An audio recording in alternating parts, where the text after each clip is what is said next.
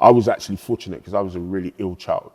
So I really understand the difference between being ill and being well. And I understand what it's like to pray at night that I would wake up the next morning. Like, I know what that's like. Maybe it's my old crustiness, you know. How long have you been a Christian? All right, so you've been 15 years, right?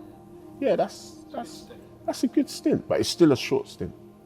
You know, crusty guys like me, you know, we've been Christian for a long time and had some incredible highs and some disastrous lows. You know, you just didn't know. It's like, what is this? You know, what is this? It's like, well, if this was all meant to be what it was meant to be, why is this all going on? What you do learn is that when you thought there was no one there, and when you thought that nobody cared, nobody was listening, nobody was even remotely concerned about what was happening in your life, God really was. And it's not until much, much later you realize, hold on a second, I thought I'd done this whole thing by myself. And God was saying, no, how could you? You didn't even have the strength to do it. I was there the whole time. And I was just watching, and I was nurturing, and I was behind you. And I feel like people in life right now, especially right at this point with everything that's going on, some people just feel like this crazy despair. They're trying to work out what's going to happen. And I'm not only talking about people who are not believers, I'm talking about people who are believers too. They're really like, what are we going to do? And I just got up a few weeks ago and this oasis thing hit me, and I was like, man, if people don't know what the word barren means, it literally means a place that has no reproduction. So it's not even that it's a desert. So the Bible's talking about, you know, barren wilderness, and then that word wilderness. I love that word wilderness.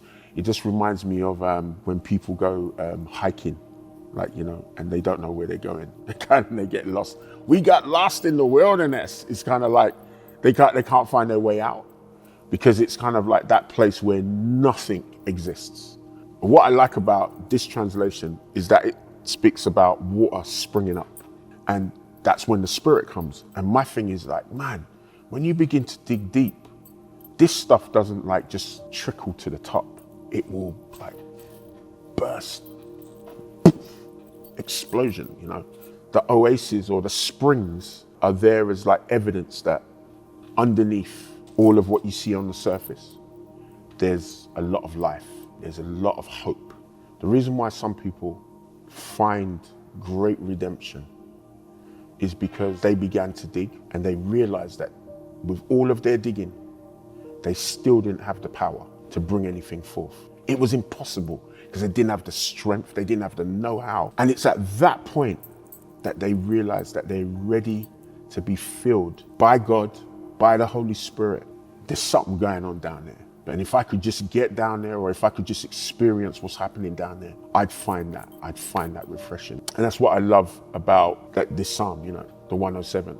Because what it's actually speaking about is taking a place that actually has no chance and turning it into a place that's fertile. And if you know, well, we know what the word fertile means. It means that whatever you put in it is going to grow. Psalms 107, 35 to 36. But he also can turn a barren wilderness into an oasis with water.